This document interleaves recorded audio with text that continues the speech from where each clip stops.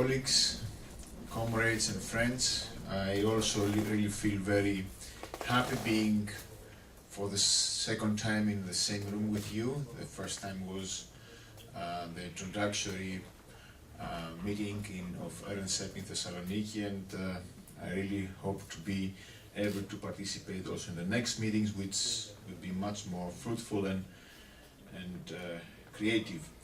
I will continue from the point where Kostas stopped, presenting the rest of the specialized issues that were discussed, have been discussed in the frame of this first report of EReNSEP. And I chose only three main issues that needs to be discussed briefly. Actually, in a way, in the cross-country comparison presented by Lapavitsas Kostas was also presented there, but let me also stress it out before going into the details of the proposed alternative policy mix. First of all, speaking about savings and investments, we need to see the following thing. Net national investments have lost within the first 5 years of the period in study, have lost annually almost 11 billion euro. 11 billion euros from net national investments have been lost annually, which leads also to the next statement of a colleague of ours, Olenev, from 2015, who presented these figures in annual conference for the restructuring of production in Greece last year. And what he was mentioning is a dramatic aging of production means and lowering of production capacity. And now what this means is that we have actually, it shows exactly what was mentioned before. It shows the falling national savings trap, a trap that leads at the same time to an increase of foreign debt. The second issue that I wanted to stress out is the issue about public and state finance. And here, it is true that we have some positive signs, at least at the level of measurings and data. And it is true that general government deficit vanished within the years of the adjustment. And primary public deficit also turned marginally positive in 2014, starting from 2014. Yet, in order to understand how this has been done, we have to look at the relative figures.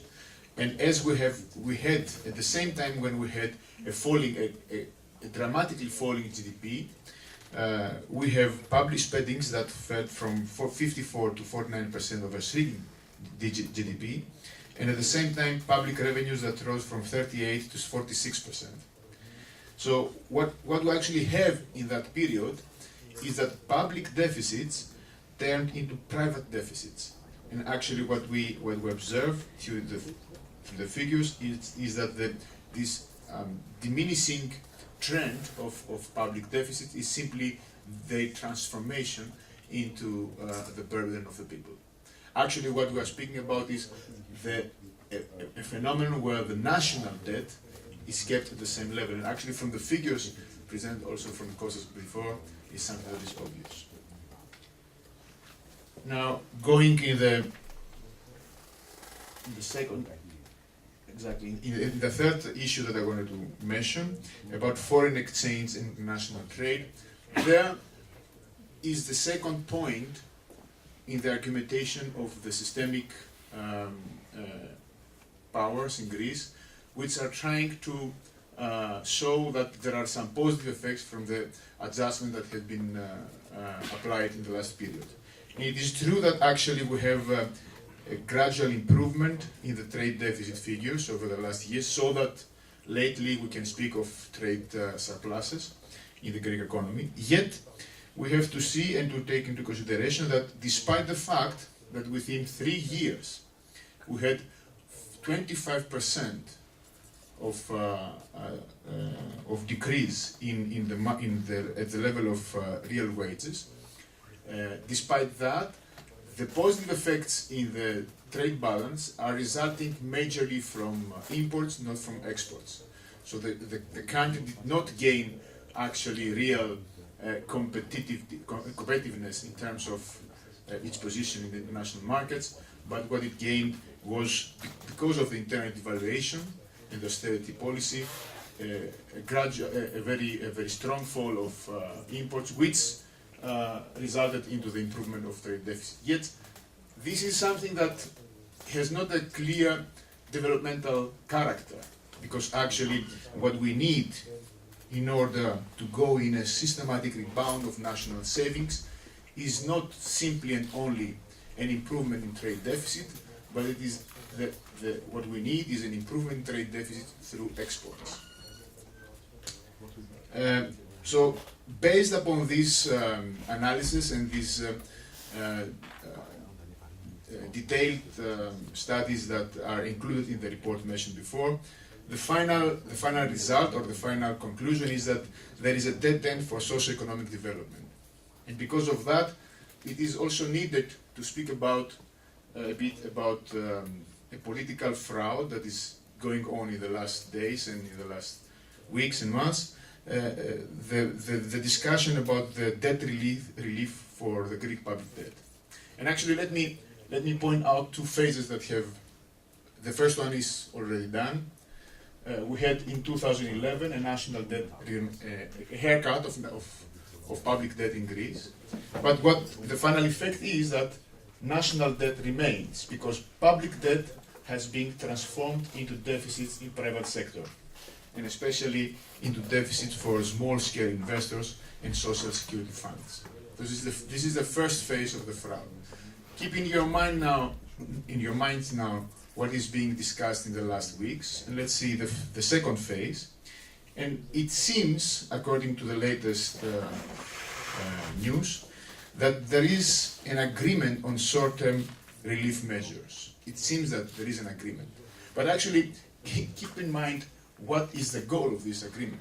The goal is to have a public debt that has to fall by 21 percentage points as a ratio of GDP till 2016.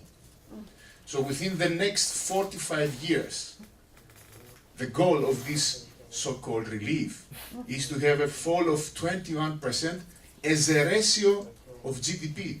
So simply, if the country is going to grow by an average growth rate of 1% in the next 45 years, this goal is by itself will be realized. So, in order to show only the political fraud that lies behind the discussion for the relief. Now, as we mentioned before,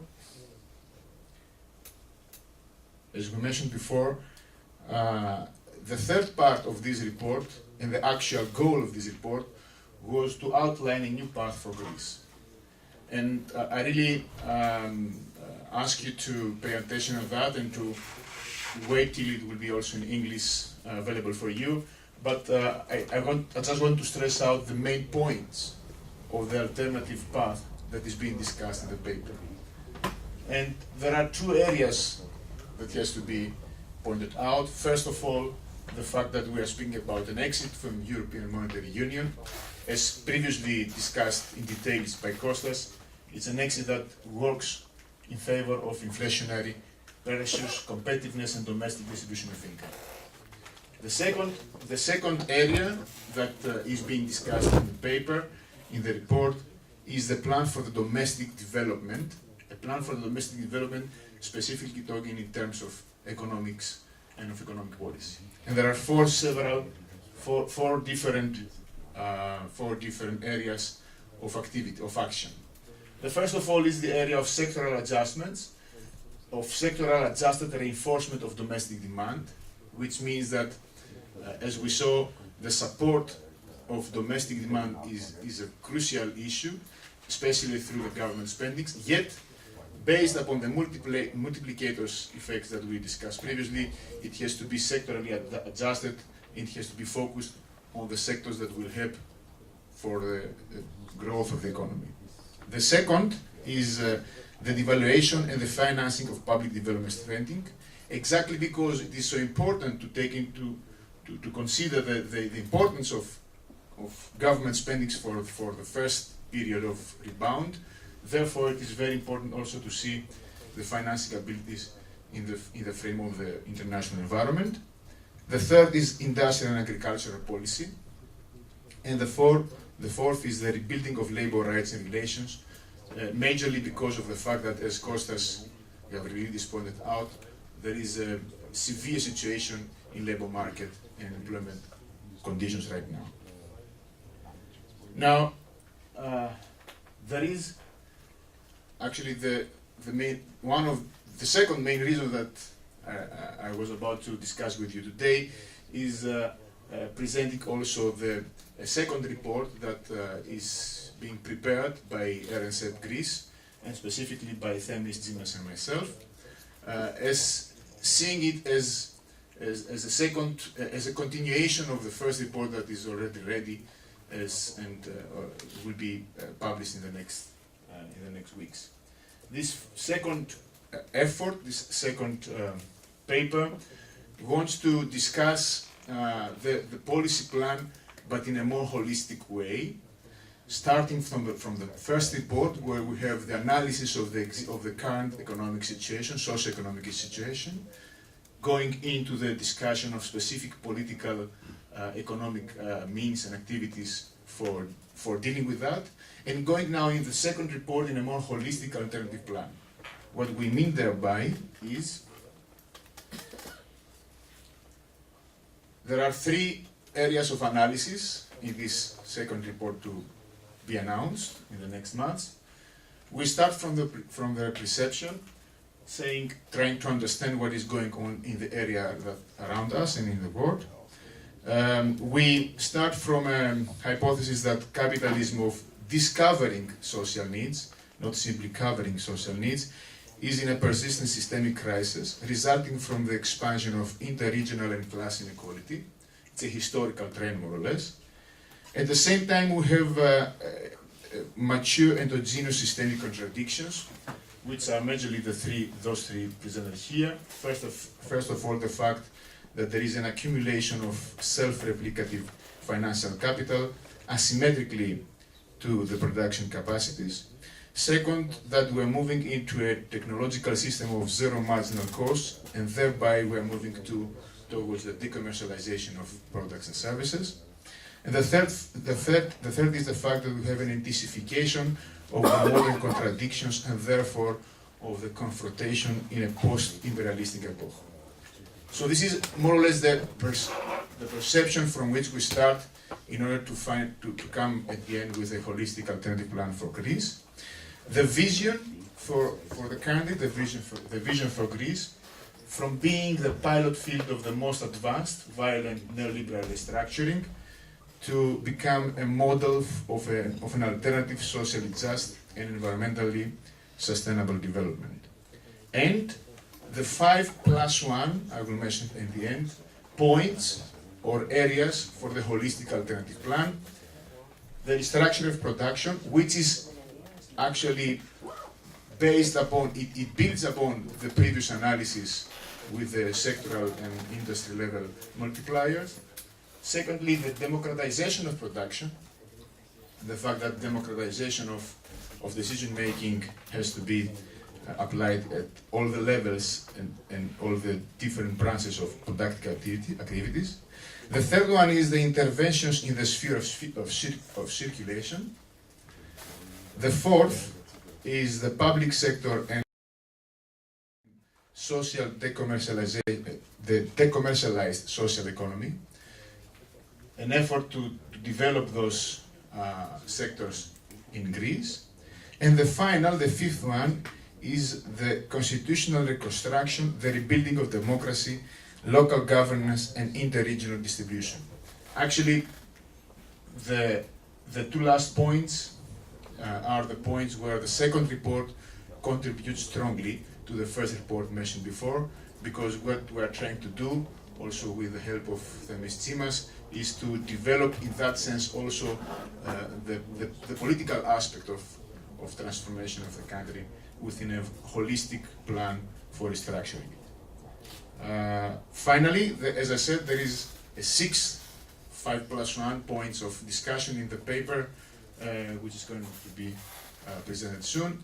And the last point is that the country needs also to have a reorientation in international terms, given the whole situation that is speeding up in the neighborhood of Greece and the problems that are being critically developing severely. So this is more or less the presentation of what we're going to do and to present, and I really hope that it will contribute to the discussion that we will have. Thank you.